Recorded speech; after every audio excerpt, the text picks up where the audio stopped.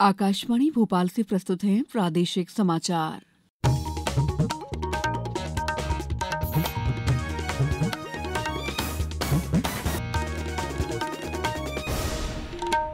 नमस्कार, समाचारों के साथ मैं दीपा सिंह। सबसे पहले मुख्य समाचार।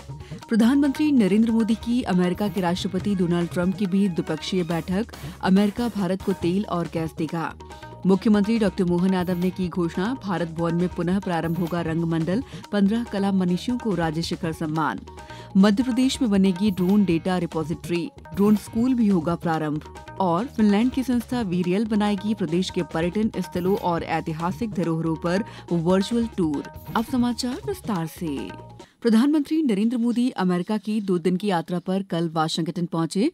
वाशिंगटन डीसी स्थित अमेरिकी राष्ट्रपति के आधिकारिक निवास और कार्यस्थल व्हाइट हाउस में प्रधानमंत्री नरेंद्र मोदी और अमेरिका के राष्ट्रपति डोनाल्ड ट्रंप के बीच द्विपक्षीय बैठक हुई। इस अवसर पर पत्रकारों के सवाल पर राष्ट्रपति ट्रंप ने श्री मोदी को महान नेता बताया। उन्होंने कहा कि मेरे मित्र आए हैं जिनसे मिलकर खुशी हो रही है। श्री ट्रंप ने कहा कि भारत और अमेरिका के बीच गहरी मित्रता और एकता है। उन्होंने कहा कि अमेरिका भारत को तेल और गैस देगा। श्री मोदी ने राष्ट्रपति ट्रंप को 140 करोड़ भारतीयों की ओर से जीत पर बधाई दी है। एक्सेलेंसी, मैं सबसे पहले तो फिर एक बार आपको यहाँ पर देख करके और आपको यहाँ पर मिल करके बहुत प्रसन्नता हो रही है। मैं आपके भव्य विजय के लिए आपको बहुत बहुत बधाई देता हूँ। न सिर्फ मेरी तरफ से 140 करोड़ भारतवासियों की तरफ से आपको मैं बहुत बहुत बधाई देता हूँ और बहुत बहुत शुभकामनाएं देता हूँ।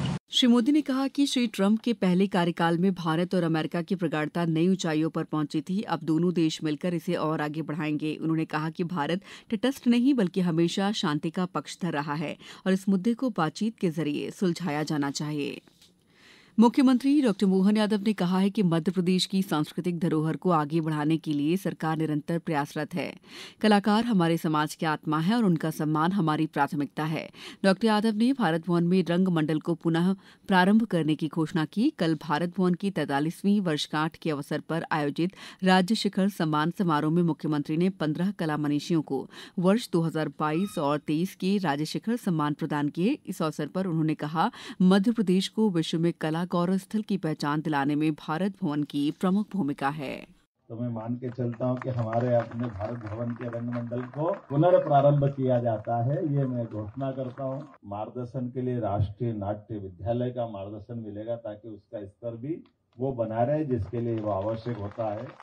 मैं मान के चलता हूं कि रंगमंडल की भावना के आधार पर आज जितने प्रकार से अलग अलग सभी कलाकारों को सम्मानित किया गया, सभी सज्जनों को, देवियों को मैं अपनी ओर से बधाई देता हूँ। समारोह में संगीत, नृत्य, नाटक, जनजातीय और लोक कला, साहित्य तथा रंगकर्म के क्षेत्र में योगदान देने वाले कलाकारों, साहित्यकारों और रंगकर्मियों को शिखर सम्मान से सम्मानित किया गया। मणिपुर में राष्ट्रपति शासन लागू कर दिया गया है। गृह मंत्रालय ने इस संबंध में आधिकारिक अधिसूचना जारी की है। अधिसूचना में कहा गया कि राष्ट्रपति द्रौपदी मुर्मू को मणिपुर के राज्यपाल से एक रिपोर्ट मिली थी जिस पर विचार करने के बाद राज्य में राष्ट्रपति शासन लागू कर दिया गया है। इससे कुछ दिन पहले मुख्यमंत्री एन बीरेन सिंह ने इस्तीफा दे दिया था। संविधान के अनुच्छेद 356 द्वारा प्राप्त अधिकारों का प्रयोग करते हुए राज्य में राष्ट्रपति शासन लगाया गया है। अधिसूचना में कहा गया है कि विधानसभा को भी निलंबित कर दिया गया है।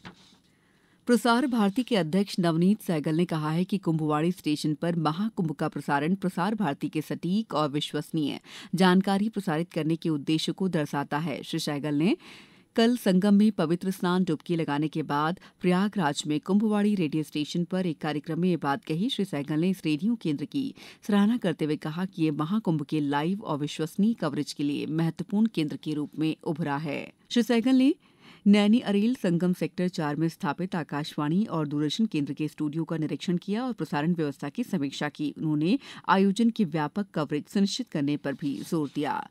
समाचारों में वक्त है ब्रेक का। ये समाचार आप आकाशवाणी मध्य प्रदेश से सुन रहे हैं। ये समाचार बुलेटिन YouTube पर Madhya Pradesh news all India radio channel पर और Facebook साथ ही X प्लेटफॉर्म पर AIR न्यूज भोपाल पेज पर सुने जा सकते हैं। इसके अलावा आप हमारी वेबसाइट newsonair.gov.in पर अथवा न्यूज ऑन AIR ऐप पर भी समाचार सुन सकते हैं। ब्रेक के बाद समाचारों में आपका एक बार फिर स्वागत है। मुख्यमंत्री डॉक्टर मोहन यादव ने कहा है कि मध्य प्रदेश को ड्रोन निर्माण और प्रौद्योगिकी का प्रमुख हब बनाने के लिए समग्र कार्य योजना तैयार की गई है। राज्य सरकार ने ड्रोन क्षेत्र में निवेश आकर्षित करने के लिए मध्य प्रदेश ड्रोन संवर्धन और उपयोग नीति 2025 को स्वीकृति दे दी है। इसमें ड्रोन के सुरक्षित और कुशलतम उपयोग के माध्यम से नवाचार, आर्थिक समृद्धि और रोजगार को बढ़ावा देने वाले विषयों और तथ्यों को शामिल किया गया है। मध्य प्रदेश में ड्रोन टेक्नोलॉजी के उपयोग को बढ़ावा देने के लिए जल्द ही ड्रोन डेटा रिपोजिटरी भी बनाई जाएगी। ये नीति GIS आधारित योजना और विश्लेषणात्मक उपकरणों का उपयोग करके बेहतर निगरानी तंत्र विकसित करेगी। प्रदेश में ड्रोन प्रौद्योगिकी को बढ़ावा देने और संचालन के लिए ड्रोन स्कूल भी स्थापित होगा। भोपाल में कल MP टूरिज्म बोर्ड और फिनलैंड की संस्था वीरियल के बीच प्रदेश के पर्यटन स्थलों, ऐतिहासिक धरोहरों और संग्रहालयों पर आधुनिक तकनीक का उपयोग कर वर्चुअल टूर तैयार करने के लिए MOU पर हस्ताक्षर हुए। इस मौके पर मुख्यमंत्री डॉक्टर मोहन यादव मौजूद थे। इन वर्चुअल टूर के माध्यम से अब पर्यटन, इतिहास और संस्कृति में रुचि रखने वाले व्यक्ति अपने देश में रहते हुए मध्य प्रदेश के गौरवशाली इतिहास, समृद्ध संस्कृति से परिचित हो सकेंगे। इससे प्रदेश के पर्यटन स्थलों और ऐतिहासिक धरोहरों का वैश्विक स्तर पर प्रचार प्रसार करने में मदद मिलेगी। अब विश्व के विभिन्न देशों से आने वाले पर्यटकों की संख्या में वृद्धि होगी। प्रमुख सचिव पर्यटन और संस्कृति शिवशेखर शुक्ला ने बताया कि फिनलैंड की कंपनी वीरियल द्वारा इतिहास, संस्कृति और धरोहर का उन्नत तकनीक के माध्यम से वीडियो निर्माण कर संरक्षित और पुनर्जीवित किया जाता है। उज्जैन में महाशिवरात्रि पर्व 26 फरवरी से विक्रमोत्सव 2025 का आरंभ होगा। वर्ष प्रतिपदा 30 मार्च तक चलने वाला विक्रमोत्सव सम्राट विक्रमादित्य के युग, भारत उत्कर्ष, नवजागरण और भारत विद्या पर केंद्रित रहेगा। मुख्यमंत्री डॉक्टर मोहन यादव ने कल विक्रमोत्सव 2025 की आयोजन समिति की बैठक में कहा कि विक्रमोत्सव का आयोजन सम्राट विक्रमादित्य के बहुआयामी व्यक्तित्व की गरिमा के अनुरूप हो। ये भी सुनिश्चित किया जाए कि महाशिवरात्रि पर आने वाले श्रद्धालुओं को किसी भी प्रकार की परेशानी न हो और पर्व की व्यवस्थाएं भी प्रभावित न हो।